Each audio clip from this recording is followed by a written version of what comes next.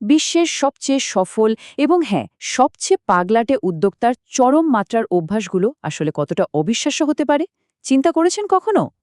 আজ আমাদের এই এক্সপ্লেনারে আমরা এমন একজন মানুষের সাফল্যের গভীরে প্রবেশ করতে যাচ্ছি যার চিন্তাভাবনা সাধারণ নিয়মের চেয়ে সম্পূর্ণ মানে পুরোপুরি আলাদা। হ্যাঁ, আমরা ইলন মাস্কের সাফল্যের সেই চরম গোপন রহস্যগুলোই আজ ডিকোড করব।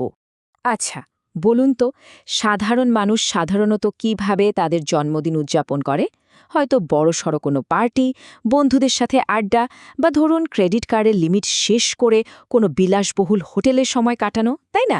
কিন্তু পৃথিবীর শীর্ষ ধনী ব্যক্তিটি তার জন্মদিন কিভাবে পালন করেন সেটা শুনলে আপনাদের চোখ রীতিমতো কপালে উঠতে বাধ্য। ২৪? হ্যাঁ, ঠিক শুনেছেন। নিজের ৪৭তম জন্মদিনে তিনি ঠিক ২৪ ঘণ্টা একটানা কাজ করেছিলেন। ১ মিনিটের জন্য চোখের পাতা এক করেনি। কোনো পার্টি নয়, কোনো সেলিব্রেশন নয়, কারণ তার কাছে নিজের লক্ষ্যগুলো পূরণ করা এবং পাগলের মতো কাজ করে যাওয়াই হলো আসল সেলিব্রেশন। আর এই ডেডিকেশনের রেজাল্ট, এই সাফল্যের বিশালতাটা আসলে অকল্পনীয়। একবার ভেবে দেখুন, একদিকে রয়েছেন ইলন মাস্ক আর অন্যদিকে বিশ্বের দ্বিতীয় শীর্ষধনী। আশ্চর্যের বিষয় হল এই প্রথম ও দ্বিতীয় স্থানের মধ্যে সম্পদের পার্থক্যটা প্রায় দ্বিগুণ, মানে আক্ষরিক অর্থেই দ্বিগুণ। তো এত বিশাল এক উচ্চতায় পৌঁছানোর পেছনে আসলে কি রহস্য লুকিয়ে আছে? ওকে, চলুন বিষয়টা একটু গভীরে গিয়ে দেখে। আমাদের প্রথম point, the 10-year time warp বা ১০ বছরের কাজ ১ বছরের নিয়ে আসার এক অদ্ভুত কৌশল। আমরা সাধারণ মানুষরা যেখানে আগামী ১০ বছরের একটা লক্ষ্য নির্ধারণ করে শান্তিতে বসে থাকি, সেখানে তার স্ট্র্যাটেজিটা একেবারেই অন্যরকম। তিনি একটা কাগজ কলম নিয়ে প্রথমে সেই ১০ বছরের লক্ষ্যগুলো লিখে ফেলেন আর তারপর গভীরভাবে ব্রেনস্টর্মিং করেন কিভাবে এই পুরো ১০ বছরের কাজ, পুরো ১০ বছরের কাজ মাত্র ১ বছরে শেষ করা যায়। শুনতে হয়তো পাগলামি মনে হচ্ছে, রাইট? কিন্তু এর পেছনের লজিকটা একেবারে অকাট্য। ধরুন খাতায় ৫০টি লক্ষ্য লেখা হয়েছে এবং ওই ১ বছরে অসম্ভবকে তাড়া করতে গিয়ে মাত্র ২০টি পূরণ করা সম্ভব হলো, বাকি ৩০টি হলো না। তাতে কি ওই ১ বছরের অসম্ভব টার্গেটটা ফিক্স না করলে তো ওই ২০টি কাজও শেষ হতো না, তাই না? যারা স্বাভাবিক নিয়মে ১০ বছর ধরে ওই কাজগুলো করবে, তাদের চেয়ে এই অভাবনীয় স্পিড আপনাকে সবসময় বহুগুণ এগিয়ে রাখবে। এবার আসা যাক দ্বিতীয় কোয়ালিটিতে, অ্যান অবসেসিভ কম্প্যাটিটিভ ড্রাইভ, অর্থাৎ তীব্র এক প্রতিযোগিতা এবং ১ নম্বর হওয়ার এক ভয়ঙ্কর জেদ। একটা দারুণ গল্প বলি। তার প্রথম স্ত্রী জাস্টিন উইলসনের দেওয়া একটা ইন্টারভিউ থেকে জানা যায়, স্কুল জীবনে একবার একটা পরীক্ষায় জাস্টিন পেয়েছিলেন ৯৭ আর মাস্ক পেয়েছিলেন ৯৮। স্বাভাবিকভাবেই যে কেউ ৯৮ পেয়ে খুশি হয়ে যাওয়ার কথা, তাই না? কিন্তু না।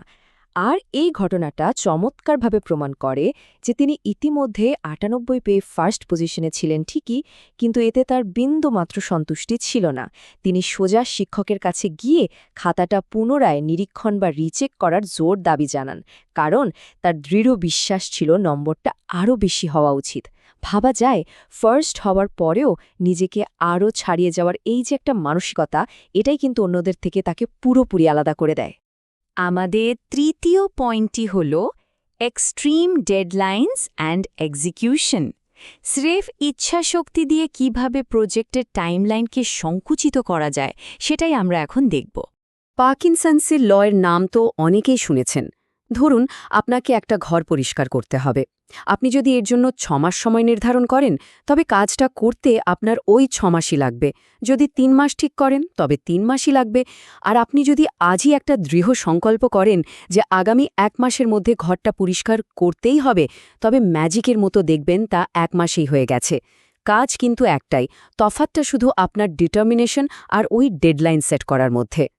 ঠিক এই অ্যানালজিটাই দারুণভাবে কাজে লাগানো হয়েছিল ২০১৮ সালে টেসলার সেই চরম সংকটের মুহূর্তে, যখন মাত্র ৩ মাসের মধ্যে ৫০০টি গাড়ি ডেলিভারি দেওয়ার একটা আক্ষরিক অর্থেই অসম্ভব অর্ডার এসেছিল।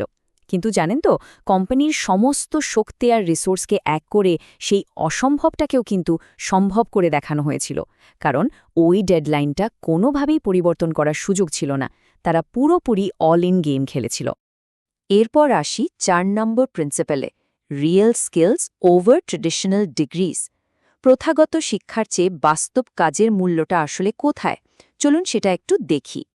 শুনতে হয়তো একটু অবাক লাগতে পারে, কিন্তু টেসলাতে চাকরি পাওয়ার জন্য আপনার কোনো হাইফাই প্রাতিষ্ঠানিক ডিগ্রির একেবারেই প্রয়োজন নেই।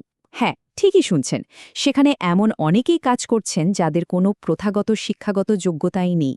এর কারণ হলো তারা বিশ্বাস করে যে স্কুলের গণ্ডি পেরোনো মানেই কেউ সফল হয়ে যাবে, তার কোনো গ্যারেন্টি নেই। বরং বাস্তবের কঠিন রাস্তায় ধাক্কা খেয়ে শেখা স্কিল বা সেলফ এডুকেশনই একজন মানুষকে চূড়ান্ত সফলতার দিকে নিয়ে যায়। এবার আমরা কথা বলবো পঞ্চম কোয়ালিটি নিয়ে, erasing impossible from the dictionary, মানে অসম্ভব শব্দটাকে আক্ষরিক অর্থেই ডিকশনারি থেকে মুছে ফেলা। আমি পারবো না বা কাজটা অসম্ভব, বিশ্বাস করুন, তার ব্যক্তিগত অভিধানে বা কোম্পানির ডিকশনারিতে এই ধরনের শব্দগুলোর কোনো অস্তিত্বই নেই। যদি কেউ এসে তাকে বলে যে একটা নির্দিষ্ট কাজ করা কিছুতেই সম্ভব না, তিনি হয়তো কনফিউজড হয়ে তাকিয়ে থাকবেন, কারণ তিনি বুঝতেই পারেন না যে এই কথাটার আসলে মানে কি। এর সবচেয়ে আইকনিক প্রমাণটা পাওয়া যায় ২০০৬ সালের সেই স্পেস রেসের সময়। তখন মার্কিন যুক্তরাষ্ট্রের সরকার তাদের টাইটান 4 রকেট লঞ্চ করার জোর প্রস্তুতি নিচ্ছিল, আর ঠিক একই সময়ে স্পেস এক্সের ফ্যালকন 1 লঞ্চ করার কথা ছিল। তো ইউএস গভর্নমেন্ট স্পেস এক্সকে অনুরোধ করল তারা যেন নিজেদের লঞ্চটা কিছুদিন পিছিয়ে দেয়, কারণ সরকার আগে লঞ্চ করতে চায়। কিন্তু এই অযথা দেরি করাটা তার কাছে কোনোভাবেই গ্রহণযোগ্য ছিল না। কোনো অপশন না দেখে তিনি অত্যন্ত বোল্ড একটা সিদ্ধান্ত নিলেন। সোজা প্রশান্ত মহাসাগরের একটা নির্জন দ্বীপে চলে গেলেন। সেখান থেকে পুরোপুরি স্বাধীনভাবে পারমিশন জোগাড় করলেন, আর সরকারি রকেটের আগেই নিজের রকেটটা মহাকাশে উৎক্ষেপণ করে ছাড়লেন। বুঝতেই পারছেন, পথে বাধা এলেও লক্ষ্য থেকে এক চুলও সরে যাওয়া তার ডিকশনারিতে নেই। আমরা চলে এসেছি আমাদের একেবারে শেষ সেকশনে, micro details and rapid action. তাৎক্ষণিক সিদ্ধান্ত নেওয়া এবং ছোট ছোট অপারেশনাল বিষয়ের ওপর তীক্ষ্ণ নজর রাখাটা কতটা জরুরি, সেটাই আমরা এখানে দেখব।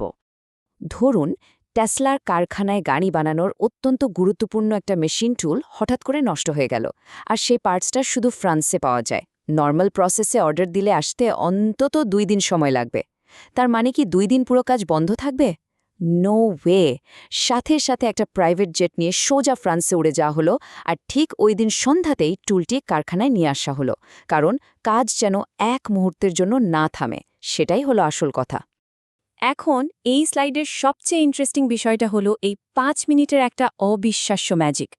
একবার টেসলা চার্জিং স্টেশনে কিছু গাড়ি ফুল চার্জ হওয়ার পরও পার্ক করা ছিল, যার ফলে অন্য গাড়িগুলো চার্জ হতে পারছিল না।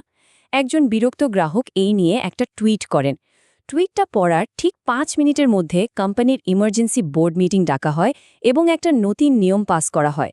গাড়ি চার্জ হওয়ার পর সেখানে দাঁড়িয়ে থাকলে প্রতি মিনিটে 40 সেন্ট করে জরিমানা দিতে হবে। ভাবা যায়, মাত্র একটা টুইট আর ঠিক 5 মিনিটের সমস্যার পার্মানেন্ট সলিউশন।